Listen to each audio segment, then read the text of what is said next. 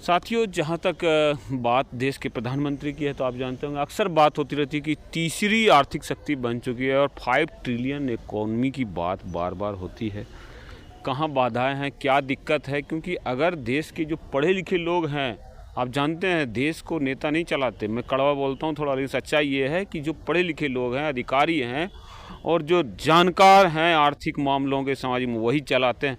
ऐसे ही 2 जानकार हैं, उनसे हम जानने की कोशिश करेंगे। सर, क्या लग रहा है कि क्या मतलब ये जो इंश्योरेंस का सेक्टर है और जो मतलब पैसों का जो लेन देन का क्या कहाँ जा रहा है देश?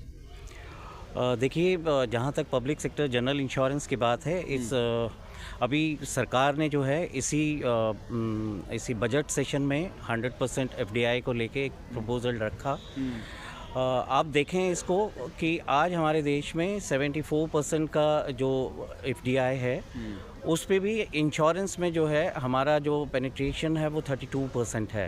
आप ये समझें कि पिछले 10 सालों में बजट सेशन के बाद खुद सेक्रेटरी फाइनेंस और जो वित्त मंत्री हैं निर्मला सीतारमन, उन्होंने खुद इस बात को माना है कि पिछले 10 सालों में ये पहली मर्तबा हुआ कि इंश्योरेंस कंपनीज़ जो हैं, चारों जो हमारी जनरल इंश्योरेंस कंपनीज़ हैं, new India insurance, United India, national insurance, oriental insurance, चारों कंपनियों ने जो है प्रॉफिट दिया है।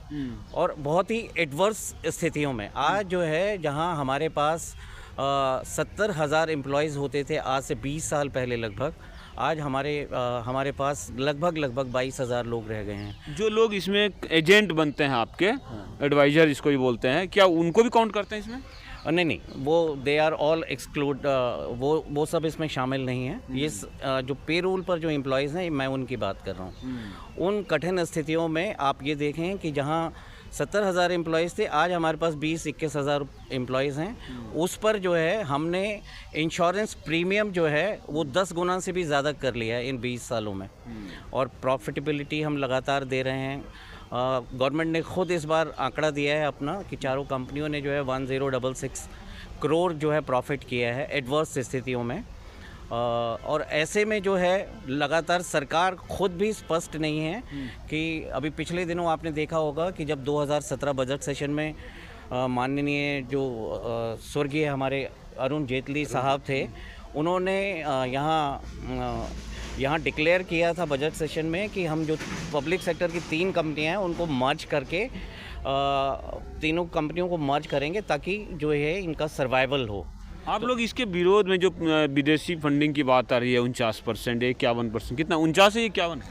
100%। तो आप ये बताइए, जब देश में कोई जो गड़बड़ होता है, डूब जाती है, चाहे वो बिल्डर्स में भी देख रहे हैं, तो निकल नहीं पाता, ये विदेशी कंपनियां अगर लेके निकल गई तो क्या है, भारत सरकार उनको पकड़ के ला पाएंगे? और यही सबसे बड़ी हमारी जो है चिंता का विषय है कि जहां एक और सरकार पब्लिक सेक्टर को जहां स्ट्रेंथन करने की बात थी, जो पब्लिक सेक्टर देश में बनाए इसीलिए गए थे कि रोज़गार उसमें रोज़गार पैदा हों, लोगों की सामाजिक आर्थिक स्थिति ये हो, जहां सरकार को जो है अपनी कंपनियों को स्ट्रेंथन करने के लिए उसके बारे में सोचना चाहिए था। वो ऐसी स्थितियों में जो है बाहरी जो इंश्योरेंस कंपनियां हैं उनके लिए यहाँ जगह बना रही है। तो इससे साफ जाहिर है कि सरकार की मंशा क्या है। तो बेरोजगारी तो और बढ़ेगी, 70,000 से 22,000 आ गया। अब मतलब जो है पेंशन वेंशन है कि नहीं, वो भी ख़त्म हो गया? पेंशन जो है 2010 तक जो थे उन लोगों के लिए ये पेंशन स्कीम है। उसके बाद जो भी रिक्रूटमेंट हुए हैं सरकारी कंपनियों में और पब्लिक सेक्टर जनरल इंश्योरेंस या पब्लिक सेक्टर कंपनीज़ में, वो सब जो है उनके लिए एनपीए है।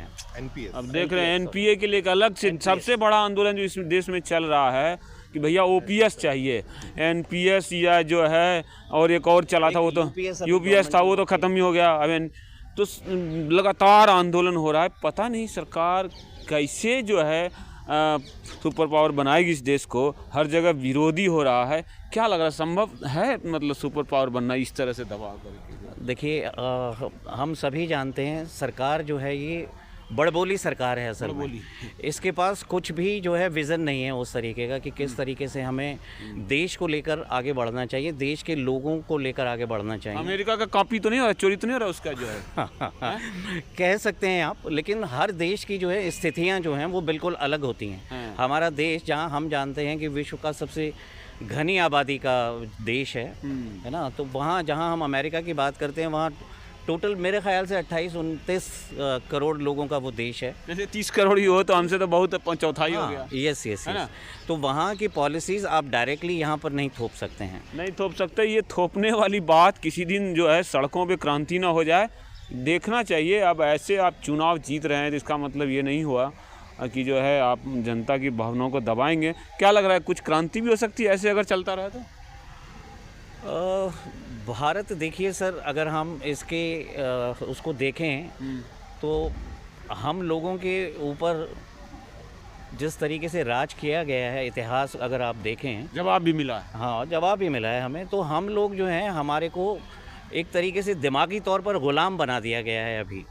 तो जवाब देंगे। हाँ, तो अगर ऐसा ही रहा तो एक समय आएगा, ज़रूर आएगा ज़रूर। तो आप देख रहे हैं सत्ता नसीनों, समझ जाओ चलने वाला नहीं। मुगल उखड़ गए, तुर्क उखड़ गए, ब्रिटिश उखड़ गए, और ज़माने में थे है ना जो यूरोपियन शक्ति और थी, सिकंदर महान, सब उखड़ गए, सब ख़त्म हो गए। तो आप समझ सकते हैं, आप तो देसी लोग हैं तो कृपया ध्यान दीजिए, है ना। और जो पढ़े लिखे लोग हैं इनकी बात बहुत दूर तक जाती है। धन्यवाद। आपने क्रांति की जो बात की, उस पर फैज़ का एक शेर है, ए खाक नशीनों उठ बैठो, वो वक्त करीब आ पहुंचा है, अब ताज उछाले जाएंगे, अब तख्त गिराए जाएंगे। तो जब तक इस तरीके की लोगों को ये बात समझ नहीं आएगी तो क्रांति तब तक ताज उछाले जाएंगे और तख्त छीने जाएंगे। देख लीजिए, और ये शायराना जो है बहुत जवाब है, सरकार को समझनी चाहिए।